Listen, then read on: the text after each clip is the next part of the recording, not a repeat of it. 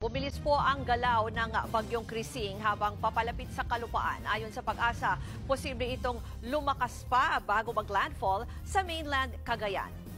Para po sa detalye, makakausap natin si John Manalo, weather specialist ng Pag-asa. Magandang hapon sa iyo, John. Magandang hapon din po. Pahingi muna kami ng update. Nasaan na ba itong si bagyong Krising at ano ba yung posibleng track nito?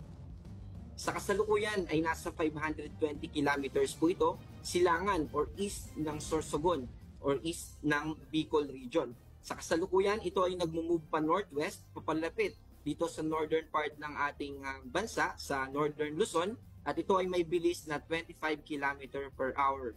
Ito ay may maximum sustained winds or lakas ng hangin malapit sa sentro ng bagyo na 55 km per hour at meron itong gustiness or pagbugso na maaaring umabot ng 70 km per hour.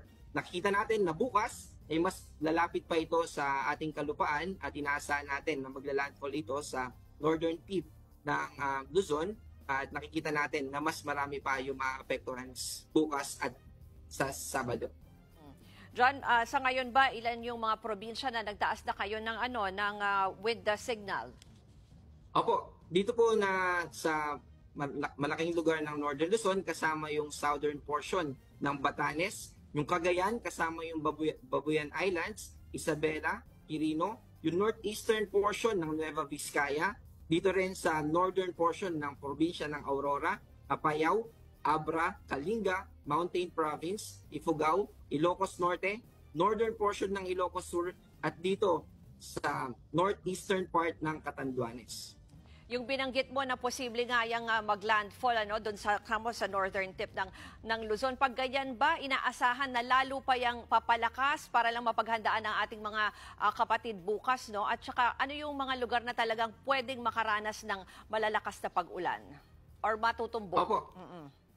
Pagdating po niya dun sa northern tip at una po siguro yung enhancement niya or yung paglakas nitong tropical depression Krising ay inaasahan natin mamayang gabi magiging ganap na siya na tropical storm at bukas posible din ito na mas mag-develop pa sa mas malakas na type ng bagyo na maging severe tropical storm naman. At yung inaasahan natin na maaapektuhan ng malalakas na pag-ulan ay dito sa northern Luzon at ganun din maaaring umabot dito sa northern part ng Central Luzon region kasama yung Bicol region. Also, mahalaga din na i-note natin na magkakaroon ito ng interaction dito sa ating habagat kaya posible rin na makaranas tayo kasama yung Metro Manila, yung western part ng Southern Luzon, kasama yung Palawan, Occidental Mindoro, ganun din sa western part ng Visayas.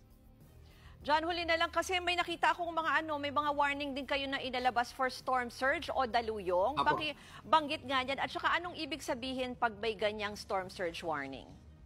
Kapag may storm surge warning, ibig po sabihin yan ay posible yung matataas na pag-alon. At gusto po natin paalalahanan yung mga kababayan natin, lalo na sa Cagayan at sa Isabela province, na kapag maglalayag tayo or malapit tayo sa coastal areas, ay pansamantala na lumayo, kung malapit na yung bahay natin doon, ay lumayo muna tayo doon at iwasan. Hindi po natin ina-advise na pumalaot, lalo na kapag maliliit yung sasakyang pandagat natin. Maraming po salamat kay John Manalo, weather specialist ng Pag-asa.